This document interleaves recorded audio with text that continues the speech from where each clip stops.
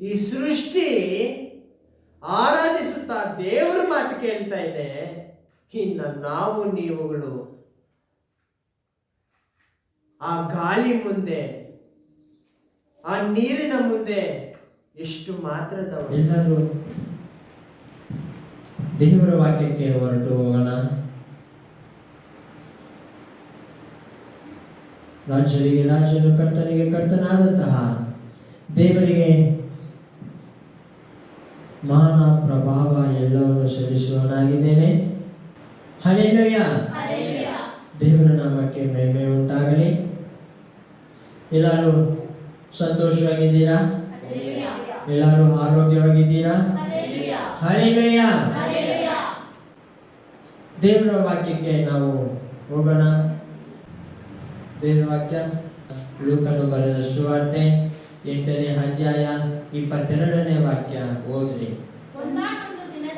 ಒಂದಾನೊಂದು ದಿನದಲ್ಲಿ ಆತನು ತನ್ನ ಶಿಷ್ಯರ ಸಂಗಡ ಒಂದು ದೋಣಿಯನ್ನು ಹತ್ತಿ ಕೆರೆಯ ಆಚೆ ದಡಕ್ಕೆ ಹೋಗೋಣ ಎಂದು ಅವರಿಗೆ ಹೇಳಲು ಅವರು ದೋಣಿಯನ್ನು ನೀರಿನೊಳಗೆ ನುಗ್ಗಿ ಹೊರಟರು. ಪ್ರಾರ್ಥನೆ ಮಾಡಿಕೊಳ್ಳೋಣ. ಎಲ್ಲರೂ ಕಣ್ಣುಗಳನ್ನು ಮುಚ್ಚಿ. ಜೀವ ಇರುವ ದೇವನೇ, ನಮ್ಮ ಹತ್ರ ಮಾತಾಡುವ ದೇವರೇ, ನಮ್ಮನ್ನು ಆಧರಿಸುವ ಆತನೇ, ಕರುಣೆ ತೋರಿಸುವ ಆತನೇ, ನಿನ್ನ ವಾಕ್ಯಾನುಸಾರವಾಗಿ ನಮ್ಮನ್ನು ನಡೆಸು. ನಿನ್ನ ವಾಕ್ಯವೇನೆಂದು, ನಿನ್ನ ಚಿತ್ತವೇನೆಂದು ನಮಗೆ ತಿಳಿಯಪಡಿಸು. ನಿಮ್ಮ ವಾಕ್ಯದ ರಹಸ್ಯಗಳನ್ನು ನಮಗೆ ತಿಳಿಯಪಡಿಸು. ನಿನ್ನ ಚಿತ್ತಾನುಸಾರವಾಗಿ ನಡೆದು ನಿನ್ನ ವಾಕ್ಯದಲ್ಲಿ ದೃಢವಾಗಿ ನಿಂತುಕೊಳ್ಳಲು, ನಡೆಯಲು ಸಹಾಯ ಮಾಡಿ ಅಂತ ನಾವು ಪ್ರಾರ್ಥನೆ ಮಾಡುತ್ತಾ ಯೇಸುವಿನ ನಾಮದಲ್ಲಿ ಬೇಡುವಂತಿದ್ದೇವೆ ತಂದೆಯೇ, ಆಮೆನ್. ಹಲ್ಲೆಲೂಯ. ದೇವರ ವಾಕ್ಯ, ಒಂದಾನೊಂದು ದಿನದಲ್ಲಿ ಆತನು ತನ್ನ ಶಿಷ್ಯರ ಸಂಗಡ ಒಂದು ದೋಣಿಯನ್ನು ಹತ್ತಿ ಕೆರೆಯ ಆಚೆ ದಡಕ್ಕೆ ಹೋಗೋಣ ಎಂದು ಅವರಿಗೆ ಹೇಳಲು ಅವರು ದೋಣಿಯನ್ನು ನೀರಿನೊಳಗೆ ನೂಕಿ ಹೊರಟರು. ಅಮ್ಮ, ಈ ವಾಕ್ಯ ನಾವು ಎಷ್ಟೊಂದು ಸಲ ಓದ್ಕೊಂಡಿದ್ದೀವಲ್ಲ, ಈ ವಾಕ್ಯಕ್ಕೆ ಏನು ಅರ್ಥ?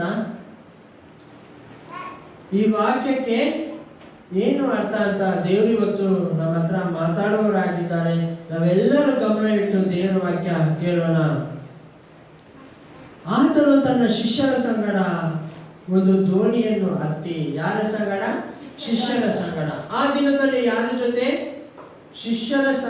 ಶಿಷ್ಯರ ಜೊತೆ ಅವರ ಸಂಗಡ ದೋಣಿಯನ್ನು ಹತ್ತಿ ಕೆರೆ ಆಚೆ ದಡಕ್ಕೆ ಹೋಗೋಣ ಎಂದು ಅವರಿಗೆ ಹೇಳಲು ಅವರು ದೋಣಿಯನ್ನು ನೀರಿನೊಳಗೆ ನೂಕಿ ಹೊರಟರು.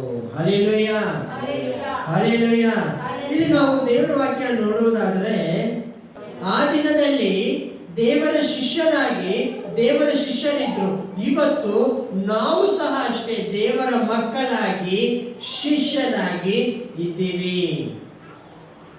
ದೇವರು ಏನ್ ಹೇಳ್ತಾ ಇದ್ದಾರೆ ಅಂತಂದ್ರೆ, ದೇವರ ಮಕ್ಕಳ ಹತ್ರ, ದೇವರ ಮಕ್ಕಳ ಸಂಗಡ ದೋಣಿಯನ್ನು ಹತ್ತಿ. ದೋಣಿ ಅಂತಂದ್ರೆ ಏನೇನ್ರಿ? ಹಡಗು. ದೋಣಿ ಅಂತಂದ್ರೆ ಹಡಗು ಅಂತ ನಮ್ಗೆ ಗೊತ್ತು.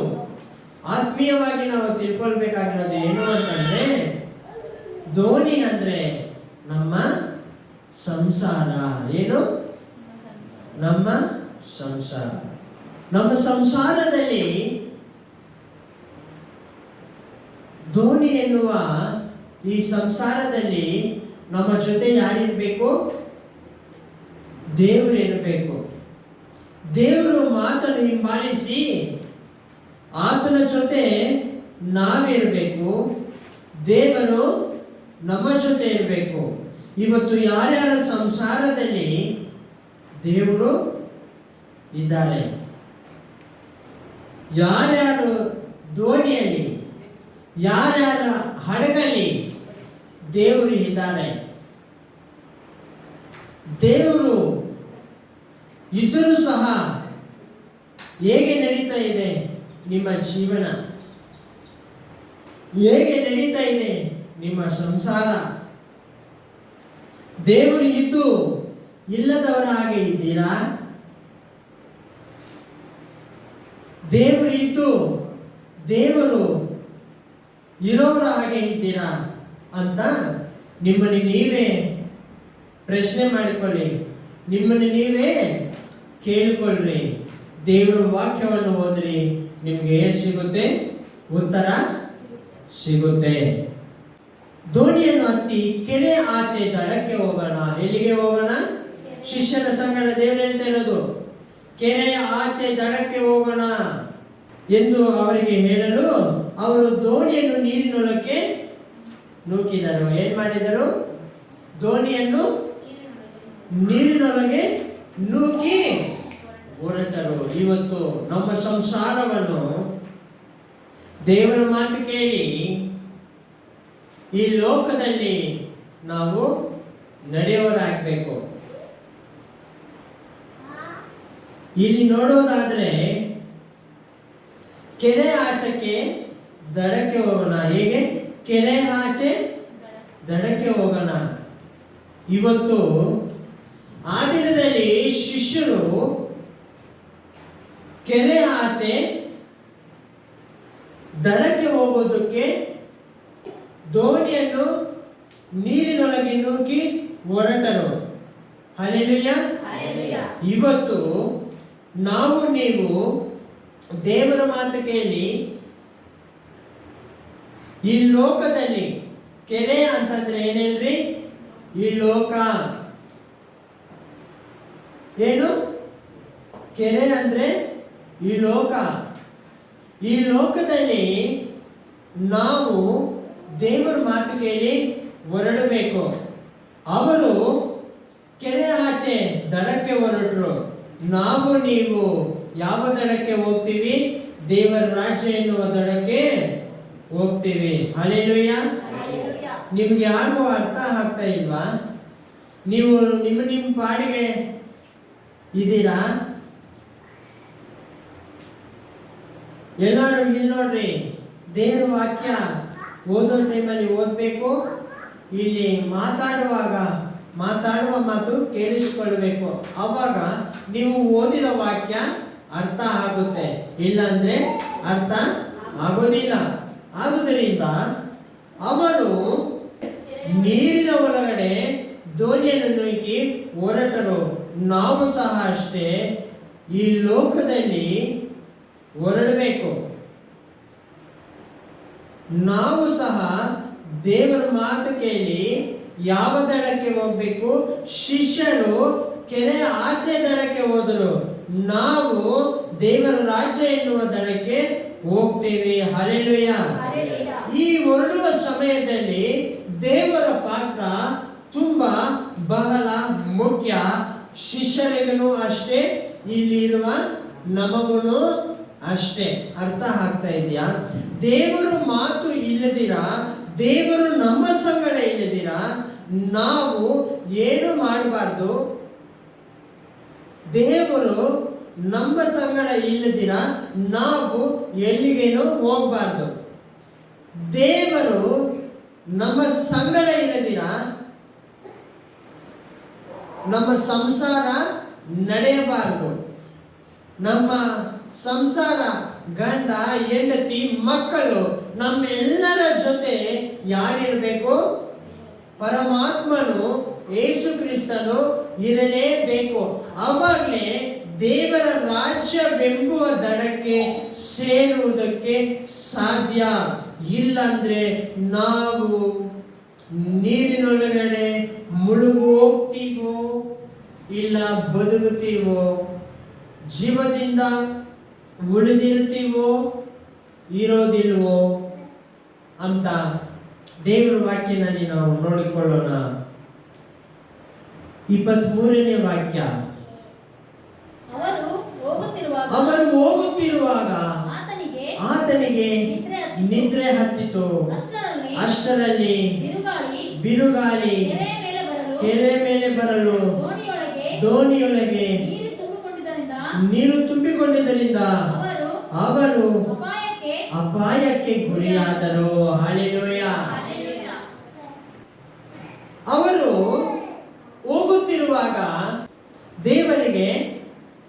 ನಿದ್ದೆ ಹತ್ತಿತು. ಅಷ್ಟರಲ್ಲಿ ದೇವರು ನಿದ್ದೆ ಹೋಗುವ ಸಮಯದಲ್ಲಿ ಏನಾಯ್ತು? ಬಿರುಗಾಳಿ ಉಂಟಾಯಿತು. ಬಿರುಗಾಳಿ ಉಂಟಾಯಿತು. ದೋಣಿ ಒಳಗಡೆ ಏನು ಹೋಗ್ತಾ ಇದೆ? ನೀರು ತುಂಬಿಕೊಳ್ತಾ ಇದೆ. ಅವರು ನಮ್ಮ ದೋಣಿಯಲ್ಲಿ ಹಡಗಿನಲ್ಲಿ ಸಂಚಾರ ಮಾಡುವಾಗ ನೀರು ತುಂಬಿಕೊಂಡ್ರೆ ನಾವು ದಡಕ್ಕೆ ಹೋಗೋದಕ್ಕೆ ಸಾಧ್ಯನಾ? ದೋಣಿಯಲ್ಲಿ ನೀರು ತುಂಬಿದ್ರೆ ನಾವು ದಡ ತಲುಪಲು ಸಾಧ್ಯ ಇಲ್ಲ. ನೀರಿನೊಳಗಡೆ ದೋಣಿಯೊಳಗಡೆ ನೀರು ತುಂಬಿಕೊಂಡ್ರೆ ಮುಳುಗೋಗ್ಬಿಡುತ್ತೆ. ನಮ್ಮ ಸಂಸಾರದಲ್ಲಿ ಯಾರಿರ್ಬೇಕು? ದೇವರಿರ್ಬೇಕು. ನಮ್ಮ ಸಂಸಾರದಲ್ಲಿ ದೇವರಿಲ್ಲ ಅಂತಂದ್ರೆ ಕಷ್ಟಗಳು ಬರ್ತವೆ, ದುಃಖಗಳು ಬರ್ತವೆ. ಬಿರುಗಾಳಿಯ ಹಾಗೆ, ಹೇಗೆ ಬಿರುಗಾಳಿಯ ಹಾಗೆ ಕಷ್ಟಗಳು, ದುಃಖಗಳು, ತೊಂದರೆಗಳು ಬರುತ್ತೆ. ನಮ್ಮ ಸಂಸಾರದಲ್ಲಿ, ನಮ್ಮ ದೋಣಿಯಲ್ಲಿ ಯಾರಿರ್ಬೇಕು? ದೇವರಿರ್ಬೇಕು. ನಮ್ಮ ದೋಣಿಯಲ್ಲಿ ನೀರು ಬಂದ್ರೂ ಸಹ ಎಂತ ನೀರು ಇರಬೇಕು ಅಂತಂದ್ರೆ ಜೀವ ಕೊಡುವ ನೀರು ಇರಬೇಕೇ ಹೊರತು ನಮ್ಮನ್ನು ಮುಳುಗಿಸುವ ನೀರು ತುಂಬಬಾರದು. ಹಲ್ಲೆಲೂಯ. ನಮ್ಮ ದೋಣಿಯಲ್ಲಿ ತುಂಬಬೇಕಾಗಿರುವುದು ಯಾವ ನೀರು? ಜೀವ ಇರುವ ನೀರು, ದೇವರಿಂದ ಸಿಗುವ ನೀರು. ಈ ಲೋಕದಲ್ಲಿರುವ ನೀರು ನಮ್ಮ ದೋಣಿಯಲ್ಲಿ ತುಂಬಿಬಿಟ್ರೆ ಮುಳುಗಿ ಹೋಗ್ಬಿಡುತ್ತೆ. ಅದೇ ದೇವರು ಕೊಡುವ ನೀರನ್ನು ನಾವು ಬಯಸಿದ್ದೆ ಆದ್ರೆ ಏನು ಆಗೋದಿಲ್ಲ, ಮುಳುಗಿ ಹೋಗೋದು ಇಲ್ಲ. ಬಿರುಗಾಳಿ ಕೆರೆಯ ಮೇಲೆ ಬರಲು ದೋಣಿಯಲ್ಲಿ ಸಂಚಾರ ಮಾಡುವಾಗ, ಈ ಸಂಸಾರದಲ್ಲಿ ನಾವು ಸಂಚಾರ ಮಾಡುವಾಗ, ಈ ಲೋಕವನ್ನು ನಾವು ಮುಗಿಸಿಕೊಳ್ಳುವಾಗ, ಈ ಸಂಸಾರವನ್ನು ನಾವು ಮುಗಿಸಿಕೊಂಡು ಹೊರಡುವಾಗ ನಾವು ಹೊರಡಬೇಕಾಗಿರುವುದು ದೇವರ ರಾಜ್ಯಕ್ಕೆ. ಹಲ್ಲೆಲೂಯ. ಶಿಷ್ಯರು ದೇವರ ಸಂಗಡ ಕೆರೆಯ ಆಚೆ ದಡಕ್ಕೆ ಹೋಗೋರಾಗಿದ್ದಾರೆ. ನಾವು ದೇವರ ರಾಜ್ಯಕ್ಕೆ ಹೋಗೋರಾಗಿದ್ದೀವಿ. ಹೋಗುವ ಸಮಯದಲ್ಲಿ ಬಿರುಗಾಳಿ ಬರಬಹುದು, ತುಫಾನು ಬರಬಹುದು. ಆ ಬಿರುಗಾಳಿಗೆ ತುಂಬಾ ಭಯ ಪಡೆದಿನ ನಾವು ನೀವು ಇರಬೇಕು. ಯಾರಿಗೆ ತುಂಬಾ ಭಯ ಉಂಟಾಗುತ್ತೆ, ಯಾರು ತುಂಬಾ ಭಯ ಪಡ್ತಾರೆ ಅಂತಂದ್ರೆ ಯಾರು ದೇವರನ್ನು ನಂಬೋದಿಲ್ವೋ, ಯಾರು ದೇವರ ಮಾತನ್ನು ಕೇಳಿದ್ರು ಸಹ ಆತನ ಮಾತು ಮೇಲೆ ನಂಬಿಕೆ ಹಿಡಿದಿರ ಜೀವಿಸ್ತಾ ಇರ್ತಾರೋ, ದೇವರು ಇದ್ದಾರೆ ಅಂತ ಗೊತ್ತು, ದೇವರು ನಮ್ಮ ಜೊತೆ ಇದ್ದಾರೆ ಅಂತ ಗೊತ್ತು, ದೇವರು ನಮಗೆ ರಕ್ಷಕನು ಅಂತ ಗೊತ್ತು, ದೇವರು ನಮ್ಮನ್ನು ಎಷ್ಟೋ ಹೆಚ್ಚಾಗಿ ಪ್ರೀತಿಸ್ತಾ ಇದ್ದಾನೆ ಅಂತಲೂ ಸಹ ನಮಗೆ ಗೊತ್ತು. ಆದ್ರೆ ಕಷ್ಟಗಳು, ದುಃಖಗಳು, ಬಾಧೆಗಳು ಬಿರುಗಾಳಿ ಹಾಗೆ ಬರುವಾಗ ನಾವು ದೇವರನ್ನು ಮರೆತು ಹೋಗ್ಬಿಡ್ತೀವಿ. ನಮ್ಮ ನಂಬಿಕೆಯನ್ನು ಕಳ್ಕೊಂಡ್ಬಿಡ್ತೀವಿ ನಾವು. ಶಿಷ್ಯರನ್ನು ಸಹ ಹಾಗೆ ಮಾಡಿದ್ರು. ಏನು ಮಾಡಿದ್ರು? ಅಪಾಯಕ್ಕೆ ಗುರಿ ಆಗ್ಬಿಟ್ವಿ ನಾವು. ಅಪಾಯಕ್ಕೆ ಶಿಷ್ಯರನ್ನು ಸಹ ಏನಕ್ಕೆ ಗುರಿ ಆಗ್ಬಿಟ್ರು? ಅಪಾಯಕ್ಕೆ ಗುರಿಯಾದರು. ದೇವರು ಅಪಾಯಕ್ಕೆ ಗುರಿ ಆಗುವಾಗ, ದೇವರು ನಮ್ಮ ಸಂಗಡ ಇರೋದ್ರಿಂದ ಏನಾಗುವಾಗ, ಅಪಾಯಕ್ಕೆ ಗುರಿಯಾಗುವಾಗ ದೇವರು ನಮ್ಮ ಸಂಗಡ ಇದ್ದಾರೆಂದು ನಾವು ಏನು ಪಡಬಾರ್ದು? ಭಯ ಪಡಬಾರ್ದು. ದೇವರು ನಮ್ಮ ಸಂಗಡ ಇಲ್ಲ ಅಂದ್ರೆ ನಮಗೆ ಭಯ. ದೇವರು ನಮ್ಮ ಸಂಗಡ ಇದ್ರೆ ನಮಗೆ ಯಾಕೆ ಭಯ? ಇವತ್ತು ನಿಮ್ಮ ಜೀವನದಲ್ಲಿ ದೇವರು ಇದ್ದಾರಾ ಇಲ್ವಾ? ದೇವರು ಇದ್ರೂ ಸಹ ಬರುವ ಕಷ್ಟಗಳಿಗೆ, ಬರುವ ಅಪಾಯಗಳಿಗೆ ನಾವು ಹೆದರ್ತಾ ಇದ್ದೀವಾ, ಹೆದರ್ತಾ ಇಲ್ವಾ? ನಿಮ್ಮನ್ನ ನೀವೇ ಕೇಳಿಕೊಳ್ಳ್ರಿ. 24ನೇ ವಾಕ್ಯ. ಹೀಗಿರಲಾಗಿ ಅವರು ಆತನ ಹತ್ತಿರ ಬಂದು ಗುರುವೇ ಗುರುವೇ ಸಾಯುತ್ತೇವೆ ಎಂದು ಹೇಳಿ ಆತನನ್ನು ಎಬ್ಬಿಸಿದರು. ನೋಡ್ರಿ, ದೋಣಿಯಲ್ಲಿ ಯಾರಿದ್ದಾರೆ? ಯೇಸು ಸ್ವಾಮಿ ನಿದ್ದೆ ಮಾಡ್ತಾ ಇದ್ದಾರೆ. ಬಿರುಗಾಳಿ ಬಂದಿದೆ, ಅಪಾಯದಲ್ಲಿ ಸಿಲುಕಿದ್ದಾರೆ. ಭಯ ಬಂದು ಇವರು ಗುರುವೇ ಗುರುವೇ ದೇವರನ್ನು ಹೇಳ್ತಾ ಇದ್ದಾರೆ. ಹೇಗೆ? ಗುರುವೇ ಗುರುವೇ ಸಾಯುತ್ತೇವೆ ಎಂದು ಹೇಳಿ ಆತನನ್ನು ಎಬ್ಬಿಸಿದರು. ಆಗ ಆತನು ಎದ್ದು ಗಾಳಿಯನ್ನು ಉಬ್ಬುವ ನೀರನ್ನು ಗದರಿಸಿದನು. ಗದರಿಸಲು ಅವು ನಿಂತವು, ಶಾಂತವಾಯಿತು. ಹಲ್ಲೆಲೂಯ. ಏನಾಯ್ತು? ಶಾಂತವಾಯಿತು. ಇವತ್ತು ನಮಗೆ ನಿಮಗೆ ಕಷ್ಟಗಳು ಬಂದಾಗ ಎದುರುಕೊಳ್ಬಾರ್ದು. ನಮಗೆ ನಿಮಗೆ ಬಿರುಗಾಳಿ ಅಂತಹ ಅಪಾಯ ಬಂದಾಗ ನಾವು ಎದರಿ ಭಯ ಪಡಬಾರ್ದು. ಅವರು ಭಯ ಪಟ್ರು. ಏನ್ ಮಾಡಿದ್ರು?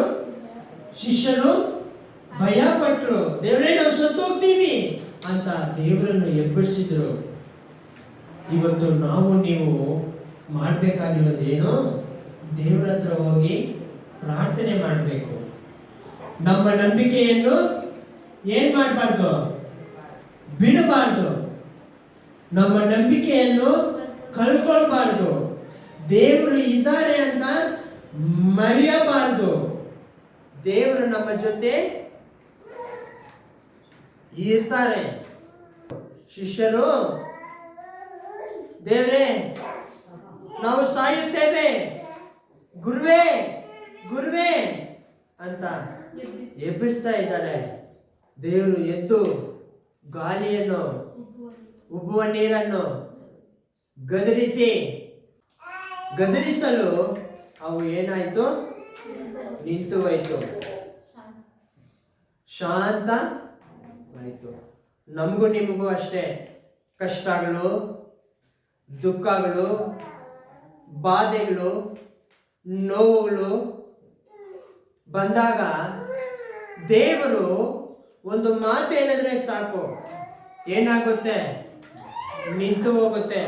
ಒಂದು ಮಾತು ಹೇಳಿದ್ರೆ ಸಾಕು, ಶಾಂತವಾಗಿ ಬಿಡುತ್ತೆ.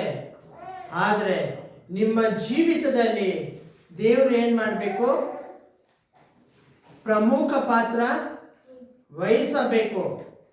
ನಿಮ್ಮ ಜೀವನದಲ್ಲಿ ಕಷ್ಟಗಳು, ದುಃಖಗಳು, ಬಾಧೆಗಳು ಬರುವಾಗ ಅವುಗಳಿಗೆ ದೇವರು ಎದುರಿಸಬೇಕು.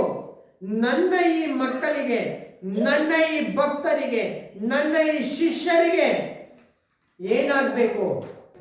ಕಷ್ಟ ಹೋಗ್ಬೇಕು, ಬಿರುಗಾಳಿ ನಿಲ್ಲಬೇಕು ಅಂತ ದೇವರು ಮಾತಾಡಬೇಕು. ಕಷ್ಟಗಳಿಗೆ, ದುಃಖಗಳಿಗೆ, ಬಾಧೆಗಳಿಗೆ ಎದುರಾಗಿ ನಾವು ಹೋಗ್ಬಾರ್ದು. ಎದುರಾಗಿ ನಮ್ಮ ಜೊತೆ ಯೇಸು ಸ್ವಾಮಿಯನ್ನು ಇಟ್ಕೊಂಡು ಅದನ್ನ ಎದುರಿಸಬೇಕು.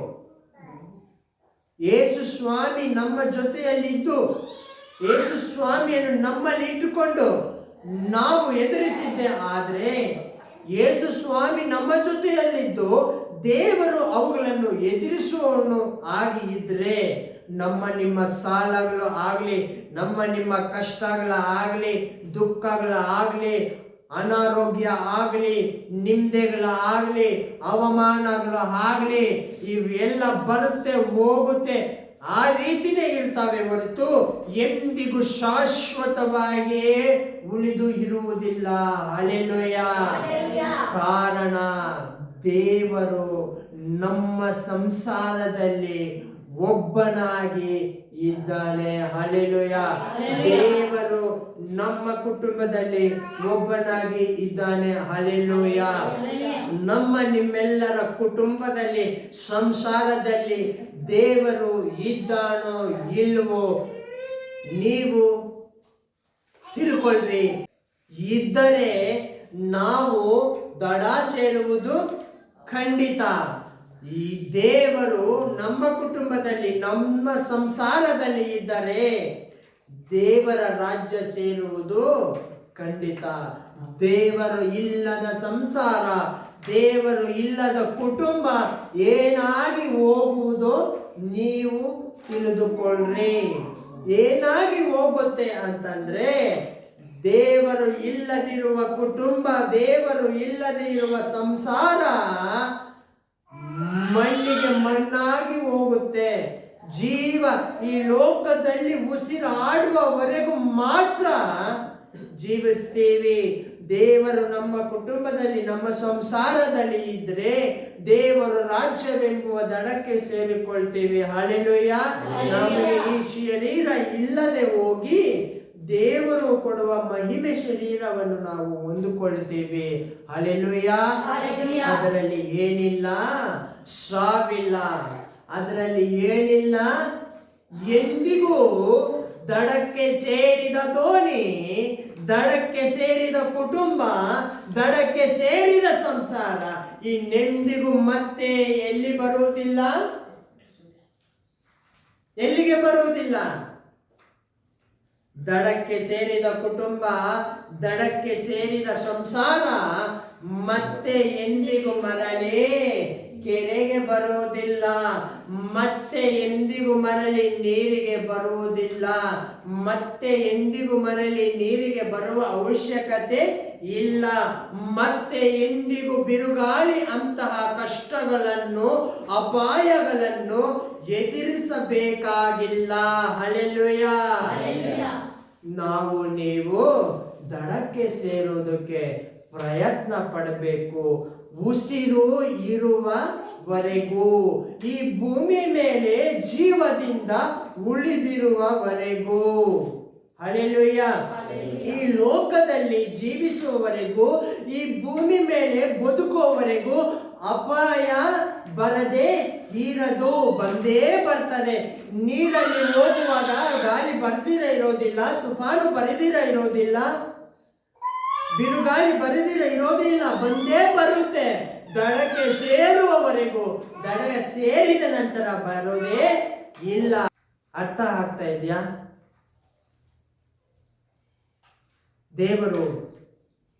ದೇವರು ವಾಕ್ಯ ಎಲ್ಲರೂ ಗಮನ ಇಟ್ಟು ಕೇಳ್ರಿ. ದೇವರು ಏನು ಮಾಡಲು, ದೇವರು ಗದರಿಸಲು ಏನಾಯ್ತು? ನಿಂತು ಹೋಯಿತು, ಶಾಂತವಾಯಿತು. ದೇವರ ಮಾತಿನಲ್ಲಿ ಏನಿದೆ? ಶಕ್ತಿ ಇದೆ. ದೇವರ ಮಾತಲ್ಲಿ ಏನಿದೆ? ಬಲ ಇದೆ. ದೇವರ ಮಾತಲ್ಲಿ, ದೇವರ ಮಾತಿಗೆ ಎದುರು ಯಾವುದೂ ಇಲ್ಲ. ಅಮ್ಮ, ಮೊನ್ನೆ ನಿಮ್ಮ ಮನೆ ಬಂದಾಗ ಒಂದು ವಾಕ್ಯ ನಾವು ನೋಡ್ಕೊಂಡ್ವಿ. ಕುಟುಂಬ ಪ್ರಾರ್ಥನೆಗೆ ಬಂದಾಗ ಯಾವ ವಾಕ್ಯ ಅಮ್ಮ? ಯೆಶಾಯ 55ನೇ ಅಧ್ಯಾಯ 3ನೇ ವಾಕ್ಯ ಏನಿದೆ?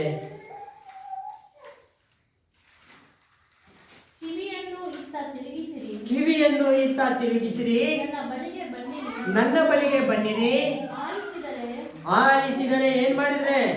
ದೇವರು ಏನ್ ಹೇಳ್ತಾ ಇದ್ದಾರೆ? ಕಿವಿಯನ್ನು ಇತ್ತ ಕಡೆಗೆ ತಿರುಗಿಸಿರಿ, ನನ್ನ ಬಳಿಗೆ ಬನ್ನಿರಿ. ಯಾರ ಬಳಿಗೆ?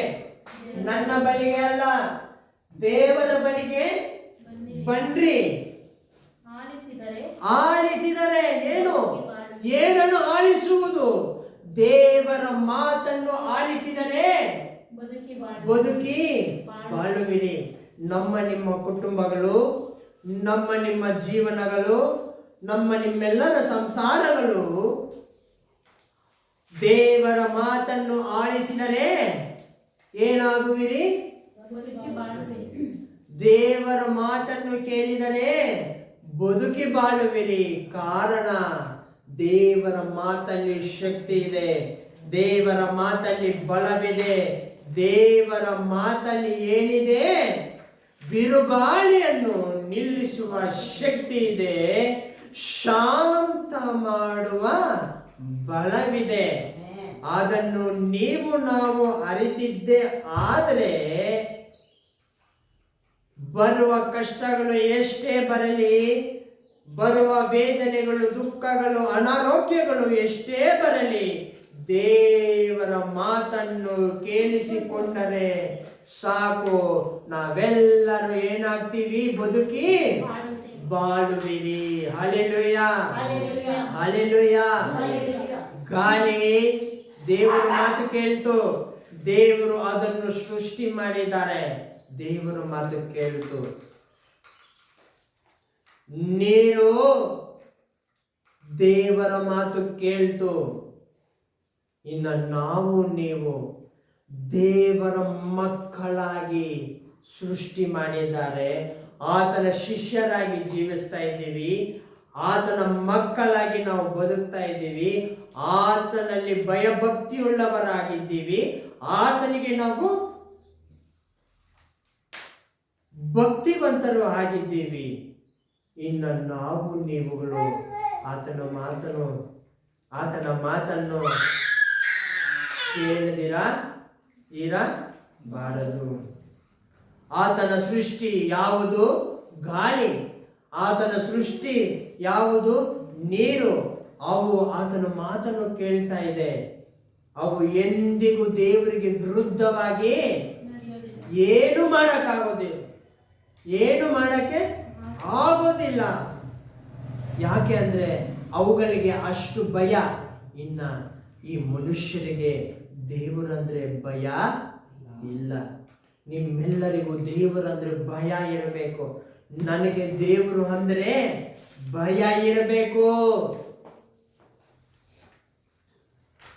ಗಾಳಿ, ನೀರು ಆತನನ್ನು ಹರಿದಿದೆ, ಆದ್ರೆ ಈ ಮನುಷ್ಯರು ದೇವರನ್ನು ಅರಿಯಲಿಲ್ಲ. ಈ ಮನುಷ್ಯರು ದೇವರನ್ನು ಆರಾಧಿಸುತ್ತಾ ಇಲ್ಲ. ಹೇಗೆ? ದೇವರನ್ನು ಈ ಸೃಷ್ಟಿ ಆರಾಧಿಸ್ತಾ ಇದೆ, ದೇವರನ್ನು ಈ ಸೃಷ್ಟಿ ಆರಾಧಿಸುತ್ತಾ ದೇವರ ಮಾತು ಕೇಳ್ತಾ ಇದೆ. ಇನ್ನು ನಾವು ನೀವುಗಳು ಆ ಗಾಳಿ ಮುಂದೆ, ಆ ನೀರಿನ ಮುಂದೆ ಎಷ್ಟು ಮಾತ್ರದವರು. ಸಮುದ್ರದಲ್ಲಿ ಎಷ್ಟು ನೀರಿದೆ, ಅದರಲ್ಲಿ ಹೋದ್ರೆ ಮುಳುಗಿ ಸತ್ತೋಗ್ತೀವಿ. ಆ ಒಂದು ದೊಡ್ಡ ಸಮುದ್ರದಲ್ಲಿ ನಾವು ನೀವು ಎಷ್ಟು ಮಾತ್ರನೂ ಇಲ್ಲ. ಆ ನೀರಲ್ಲಿ ನಾವು ನೀವು ಎಷ್ಟು ಮಾತ್ರನೂ ಇಲ್ಲ. ಬಿರುಗಾಳಿ, ತುಫಾನು, ಭೂಕಂಪ ಆದ್ರೆ ನಾವು ಇಲ್ಲದೆ ಹೋಗ್ಬಿಡ್ತೀವಿ. ಅಷ್ಟೊಂದು ಭಯಂಕರವಾದ ಗಾಳಿ, ನೀರೇ ದೇವರ ಮಾತು ಕೇಳ್ತಾ ಇದ್ದಾವೆ ಅಂತಂದ್ರೆ ಅರ್ಥ ಮಾಡ್ಕೊಳ್ಳಿ, ದೇವರು ಎಷ್ಟು ದೊಡ್ಡವನು. ಆತನ ಮಾತು ಕೇಳಿದಿರಾ? ಆತನಿಗಿಂತ ದೊಡ್ಡವರಾಗಿ ನಾವು ನೀವು ಆಗಬಾರದು. ದೇವರ ಮಾತು ಕೇಳಿದ್ರೆ ದೇವರ ಮಕ್ಕಳಾಗಿ ಮಾಡಿಕೊಂಡು ದೇವರ ಜೊತೆಯಲ್ಲಿರುವುದಕ್ಕೆ ನಮ್ಮನ್ನು ದಡಕ್ಕೆ ಸೇರಿಸುವವರಾಗಿದ್ದಾರೆ. ಆದ್ರೆ ದೇವರ ಮಾತು ಕೇಳಿದಿರಾ? ನಾವೇ ದೊಡ್ಡವರು ಆಗ್ತೀವಿ, ನಮ್ಮ ಇಷ್ಟಾನುಸಾರವಾಗಿ ನಾವು ನಡೀತೀವಿ ಅಂದ್ರೆ ದಡಕ್ಕೆ ಸೇರಲು ಆಗೋದಿಲ್ಲ. ತಿಳ್ಕೊಳ್ರಿ,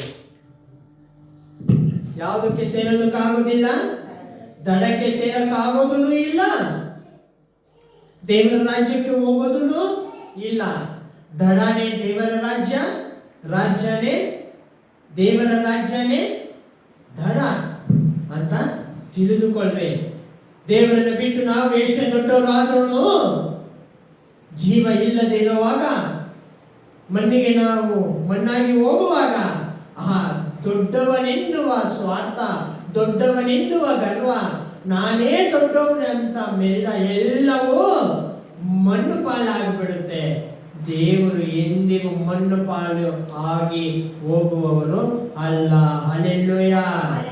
ದೇವರು ಸತ್ತು ಹೋದರನ್ನು ಸಹ ಮೂರನೇ ದಿನ ಎದ್ದು ಬಂದವನು. ಹಲ್ಲೆಲೂಯಾ. ನಾನು ನೀನು ನಂಬಿದ ದೇವರು ಎಷ್ಟು ದೊಡ್ಡವನು. ಹಲ್ಲೆಲೂಯಾ. ಅರ್ಥ ಆಗ್ತಾ ಇದೆಯಾ? ದೇವರ ಮಾತನ್ನು ಕೇಳಿದರೆ ನಮ್ಮ ಕಿವಿ ದೇವರ ಕಡೆ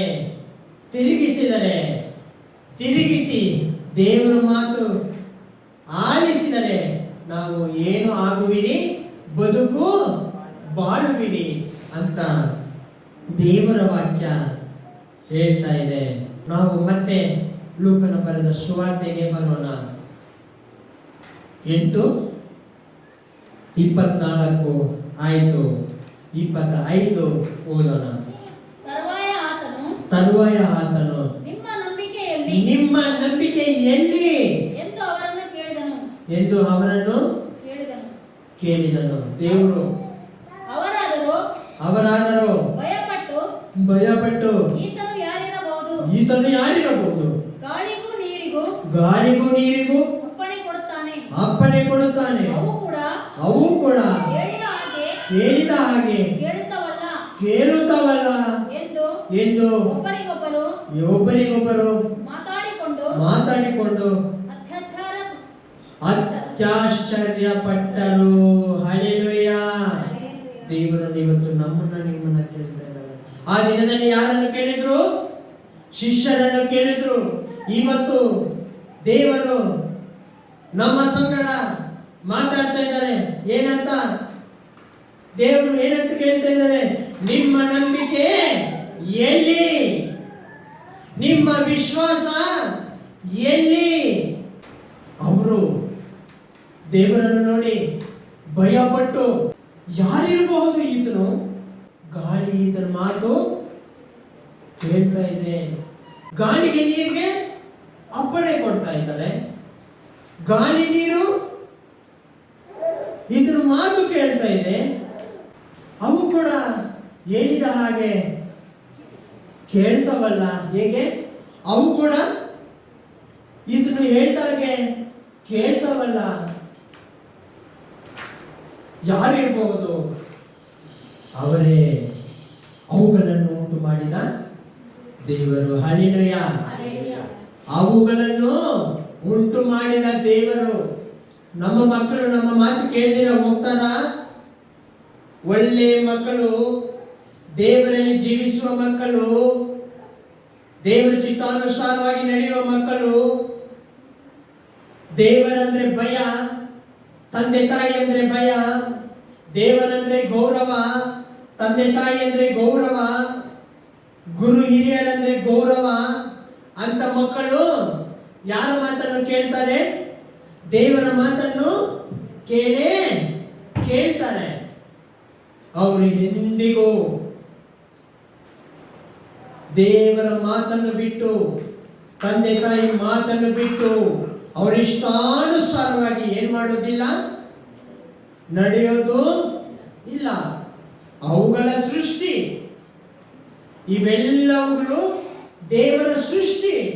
ಆತನ ಮಾತು ಕೇಳ್ತವೆ. ಶಿಷ್ಯರು ಕೇಳ್ತಾ ಇದ್ದಾರೆ, ಯಾರಿರಬಹುದು ಈತನು?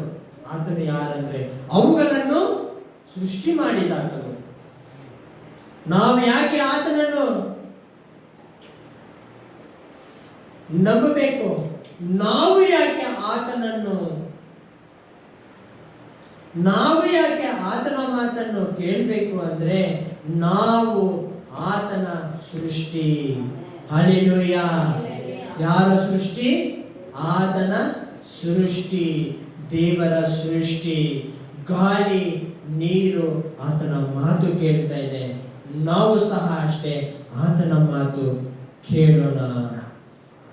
ದೇವರು ಮಾಡುವ ಕಾರ್ಯಗಳು ಪ್ರತಿಯೊಂದು ಹೇಗಿರುತ್ತೆ ಅಂದ್ರೆ, ದೇವರು ಮಾಡುವ ಕಾರ್ಯಗಳು ಎಂಥವುಗಳು ಅಂತಂದ್ರೆ, ಶಿಷ್ಯರ ಬಾಯಲ್ಲಿ ಏನು ಬರ್ತಾ ಇದೆ? ಅಂತಂದ್ರೆ ಅವರು ಯಾರಿರಬಹುದು ಈತನು ಎಂದು ಆಶ್ಚರ್ಯಪಟ್ಟರು. ಆಶ್ಚರ್ಯ ಅಲ್ಲ, ಎಂತ ಆಶ್ಚರ್ಯ? ಅತ್ಯಾಶ್ಚರ್ಯ. ಯಾರು ಮಾಡದಂತಹ ಕಾರ್ಯಗಳು, ಎಲ್ಲಿ ನೋಡದಂತಹ ಕಾರ್ಯಗಳು, ಎಲ್ಲವೂ ಮಾಡಲು ಶಕ್ತನು ಯಾರು? ನಾವು ನೀವು ಆರಾಧಿಸುತ್ತಿರುವ ಯೇಸು ಸ್ವಾಮಿಯಲ್ಲೇ ಬಿಟ್ರೆ ಇನ್ನು ಯಾರಲ್ಲೂ ಆ ಶಕ್ತಿ, ಬಲ, ಸಾಮರ್ಥ್ಯ ಇಲ್ಲವೇ ಇಲ್ಲ. ಅದನ್ನು ತಿಳಿದುಕೊಂಡವ ಪ್ರತಿಯೊಬ್ಬ ದೇವರ ಭಕ್ತರು, ದೇವರ ಮಕ್ಕಳು ಎಂದಿಗೂ ಏನಾಗುವುದಿಲ್ಲ, ಸೋತು ಹೋಗೋದೇ ಇಲ್ಲ. ಅವರ ಸಂಸಾರ ಸಮುದ್ರ ಕೆರೆಯಲ್ಲಿ ಆಗಲಿ, ಸಮುದ್ರದಲ್ಲೇ ಆಗಲಿ, ಅವರ ಸಂಸಾರ ಹೋಗುತ್ತಿರಲು, ಅವರ ಸಂಸಾರ ನಡೆಯುತ್ತಿರಲು ಅವರ ಅಂತ್ಯ ದಡ ಸೇರುತ್ತೆ ಹೊರತು ಅವರ ಒಂದು ದೋಣಿ ಏನಾಗೋದಿಲ್ಲ, ಮುಳುಗಿ ಹೋಗುವುದಿಲ್ಲ. ಕಾರಣ ದೇವರ ಸಂಗಡ ಇದ್ದ ಮಕ್ಕಳು ಆಗಿರುವುದರಿಂದ, ದೇವರು ನಮ್ಮ ಸಂಗಡ ಇರುವುದರಿಂದ, ದೇವರಲ್ಲಿ ನಾವು, ನಮ್ಮಲ್ಲಿ ದೇವರು ಇರುವುದರಿಂದ ಎಂದಿಗೂ ನಾವು ಭಯಪಡುವ ಅವಶ್ಯಕತೆನೇ ಇಲ್ಲ. ಎಂಥ ಕಷ್ಟಗಳು, ದುಃಖಗಳು, ಬಾಧೆಗಳು ಬರುವಾಗ ನಾವು ದೇವರಲ್ಲಿ ಇಟ್ಟ ನಂಬಿಕೆಯನ್ನು ಕಳೆದುಕೊಳ್ಳಬಾರದು. ಆವಾಗ ದೇವರು ನಂಬಿಕೆಯನ್ನು ಕಳೆದುಕೊಂಡ್ರೆ, ವಿಶ್ವಾಸವನ್ನು ಕಳೆದುಕೊಂಡ್ರೆ, ದೇವರು ಕೇಳುವ ಮಾತು ಏನು ಅಂತಂದ್ರೆ, ನಿಮ್ಮ ನಂಬಿಕೆ ಎಲ್ಲಿ, ನಿಮ್ಮ ವಿಶ್ವಾಸ ಎಲ್ಲಿ? ನಿಮ್ಮ ನಂಬಿಕೆ, ನಿಮ್ಮ ವಿಶ್ವಾಸ ಲೋಕದಲ್ಲಿ ಕಾಣಿಸುವುದರ ಮೇಲೆ ಅಲ್ಲ. ನಿಮ್ಮ ವಿಶ್ವಾಸ, ನಿಮ್ಮ ನಂಬಿಕೆ ನನ್ನಲ್ಲಿ ಜೀವ ಇರುವ ದೇವರಲ್ಲಿ ಇರಬೇಕು ಅಂತ ದೇವರು ಹೇಳ್ತಾ ಇದ್ದಾರೆ. ಹಲ್ಲೆಲೂಯಾ. ನಿಮ್ಮ ನಂಬಿಕೆ ಯಾರಲ್ಲಿ? ಜೀವ ಇರುವ ದೇವರಲ್ಲಿ, ಜೀವ ಇರುವ ವಾಕ್ಯದಲ್ಲಿ ಇರಬೇಕು. ಹಲ್ಲೆಲೂಯಾ. ದೇವರು ಈ ವಾಕ್ಯವನ್ನು ನಿಮ್ಮೆಲ್ಲರಿಗೋಸ್ಕರ, ನಮ್ಮೆಲ್ಲರ ಕುಟುಂಬಗಳಿಗೋಸ್ಕರ ಹೆಚ್ಚಾಗಿ ಆಶೀರ್ವಾದಿಸಲಿ, ದೃಢಪಡಿಸಲಿ. ಆಮೆನ್.